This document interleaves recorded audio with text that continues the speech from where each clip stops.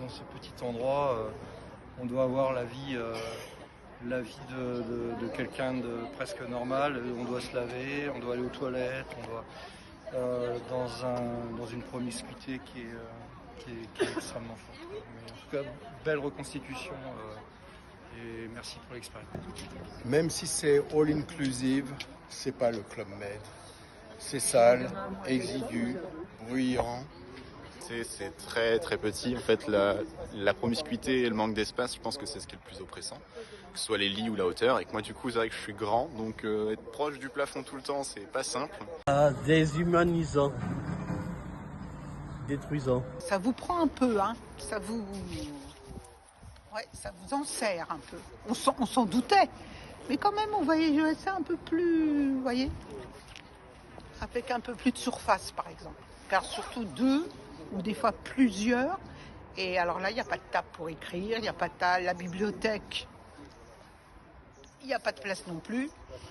Et ça, il faudra absolument qu'il fasse quelque chose. Un peu d'angoisse, il y a vraiment un sentiment d'enfermement très présent. Et finalement, quand je vois la télé et les seules manières de se divertir, je me dis que c'est tellement nécessaire. Facilement, ouais, je peux ressentir l'ennui qu'on peut ressentir dans une pièce si renfermée. L'affolant, c'est le bruit permanent. Ah bah c'est chaud, hein. Quoi. J'ai fait une semaine en tôle pendant le service militaire, c'était quand même, il y avait plus de place que ça. Hein. C'est très troublant parce que vraiment quand on rentre déjà on entend le bruit direct, c'est ça qui nous vient à l'esprit. On voit que les toilettes elles se situent genre à 30 cm du lit, genre il n'y a aucune intimité et même ça peut causer des problèmes d'odeur. Le bruit, vraiment le bruit, moi c'est ce qui me choque le plus, c'est qu'on n'a aucun moment de tranquillité, d'apaisement, on peut pas dormir, on peut pas passer un 8 heures par nuit, c'est impossible de bien dormir. Ça doit être d'une difficulté énorme à se concentrer, même pour une tâche extrêmement simple, même, je sais pas, appeler quelqu'un dans cet environnement, c'est quasiment impossible, je pense, donc même à imaginer, ça me semble extrêmement difficile. Eh ben, on peut même pas penser, en fait. Je pense qu'on arrive là, on se demande pourquoi, et puis on n'a pas de réponse. Il n'y a plus de bruit, on est les uns sur les autres, on ne pense plus. Confort zéro, c'est évident. Tout est en plan B, en fait. Tout est en serviette accrochée, bout de drap déchiré, miroir cassé. Enfin, on peut rien construire, en fait, là-dedans. Donc, on peut pas avancer, en fait. On partage tout, il n'y a pas d'intimité. On peut pas, s'il y en a un qui bosse, l'autre peut pas manger, on peut rien stocker, on peut rien faire en fait. Ça fait mal au cœur, franchement. Hein. Moi, ça me bouleverse de savoir qu'il y a des gens qui sont parqués comme des animaux, même moins bien que des animaux, franchement. Comme on disait, même les chevaux sont mieux traités hein, dans leur box. Franchement, j'avais pas imaginé le bruit. La proximité, moi personnellement on m'amène là-dedans, je ne peux pas monter sur le lit, hein. C'est trop haut, il y a trop peu de place. Non, franchement, je crois que les juges, il faudrait qu'ils y aillent aussi, qu'ils essayent ça. Hein. Parce que franchement, suivant ce qu'on a fait, on ne mérite pas d'être là-dedans. Hein. Ça doit être terrible quand ça arrive. Hein. Franchement, non vraiment c'est bouleversant, bouleversant. Et quand j'entends tout le monde, oh c'est quand même des prisonniers, ils ont fait quelque chose, donc ils disent, oh mais quand même vous en faites trop pour eux. Mais venez voir. Très, très angoissant. Ça m'angoisse. Ouais. C'est le palpitant qui... Puis bon, on n'a rien à soi, on n'a rien de personnel. Au niveau hygiène, c'est une cata. Je veux dire, pour manger, je ne sais pas où ils mangent. Ils doivent s'asseoir sur le lit. Très, très angoissant. Comment on peut imaginer de vivre enfermé dans un espace contraint comme ça de vivre, c'est pas la vie. Comment on peut imaginer que ces gens puissent se projeter vers l'avenir, ce qui nous intéresse? Comment on peut imaginer que tous les droits soient aussi bafoués parce qu'il n'y a pas de droit à l'intimité, droit à l'écoute, et qu'après on va les considérer comme des hommes? C'est une expérience très troublante, c'est une expérience qui est troublante par la promiscuité, mais qui est également par le bruit. C'est vraiment très dérangeant. Et ça pose des questions sur le rapport à la vie, à l'humanité, et en même temps, ça met en lumière la résilience que certains prisonniers, détenus ont pour sortir effectivement de cette cellule qui les prive effectivement de liberté. Je sais pas comment ils font les gars, je me demande. Bon, le bruit, moi je pense aux odeurs, je vois le tabac, les toilettes,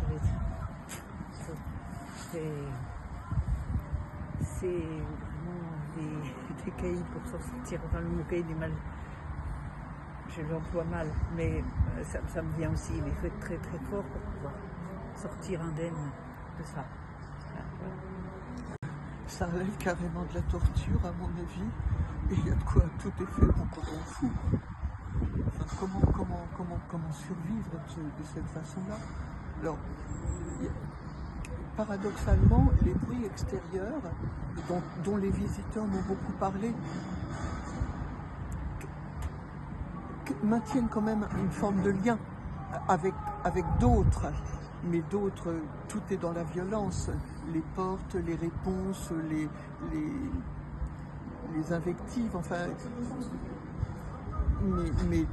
Mais ça relève de la torture, à mon sens. Enfin, une torture bien lente, une mise à mort bien lente, bien travaillée par notre système. C'est dur, c'est froid, c'est glacial, c'est bruyant, c'est impersonnel.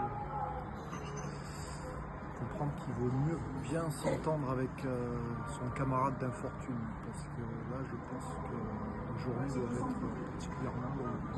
Ça allait à peu près jusqu'à avancer jusqu'au bout et voir effectivement des marques de violence, et c'est vraiment là où ça s'est déclenché, où je me suis dit oula, là je me mets, j'attends, je vais voir ce qui se passe. Les odeurs, si on reste même 3 jours à l'intérieur, à 2, c'est très compliqué quoi. C'est pas évident quoi. Et quand on sait que nous qui visitons les prisons sans aller dans les cellules, et rien que le fait d'être dans les couloirs pour attendre, on se dit que pour ceux qui sont en prison, c'est plus que précaire quoi. Voilà. Et se dire qu'on peut passer 2 ans, 3 ans, 10 ans avec juste une promenade sur la cour, c'est quelque chose que je dis toujours à mes enfants, faites attention quoi, faites attention. Eh ben, j'ai pas testé le lit. Ça donne pas envie de s'asseoir trop. Et c'est vrai qu'entre, c'est pas juste de l'inconfort physique et psychologique, mais aussi tous les bruits qu'on entend. Je me dis c'est important de se créer son petit monde dans sa tête, ou se raccrocher à un truc pour se concentrer sur quelque chose, parce que on n'a ni trop envie. J'ai regardé un peu comment était la cellule, mais on n'a pas trop envie en fait de s'étaler dans la cellule, de toucher, on ne sait pas c'est propre ou on sent que c'est pas qu'il y a eu des personnes avant, qu'il y en aura après, on se sent pas chez soi quoi.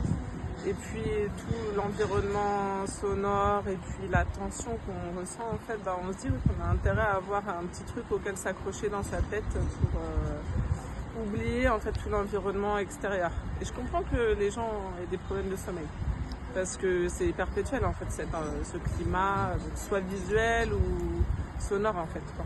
J'ai fait même pas 3 secondes, j'ai l'impression que j'ai fait 3 heures. Voilà, franchement c'est un autre monde quoi. C'est bien ce qu'ils font, ça permet de sensibiliser les jeunes, de voir que la prison en fait c'est pas comme vous pensez en fait. C'est pas bien les conditions, etc. Voilà, faut mieux être conscient pour pouvoir rentrer et éviter ça quoi. Alors faut pas que, on sent, je suis pas claustro, mais on se sent hyper oppressé. Et puis imaginez les cris, je sais pas, j'en perds mes mots en fait. J'en perds mes mots. J'étais jamais rentrée dans une cellule. Moi, je voyais qu'au cinéma et j'en entendais parler à la télé. Et c'est vrai qu'on se sent oppressé. Et surtout le bruit. Moi, quand je suis arrivée, j'ai cru que c'était de la musique. En fait, c'est pas de la musique. C'est toute l'ambiance de la prison. Des gens qui crient, des gens qui réclament. Je pense qu'en plus, il y a les portes qui ouvrent, qui ferment. Non, ça donne pas envie. Ça donne pas envie, mais c'est intéressant de voir en effet la réalité. La réalité, qui n'est pas brillante. Ni pour les prisonniers, ni pour l'administration d'ailleurs. Je ne me rendais absolument pas compte de l'espace, même si je suis déjà allée en détention, mais jamais dans une cellule. Et je suis pas du tout claustro, mais j'ai ressenti ce côté enfermement très fort. Le bruit m'a beaucoup marqué. Je ne sais pas s'il y a autant de bruit, mais en tout cas le bruit est très marquant. Et la lumière,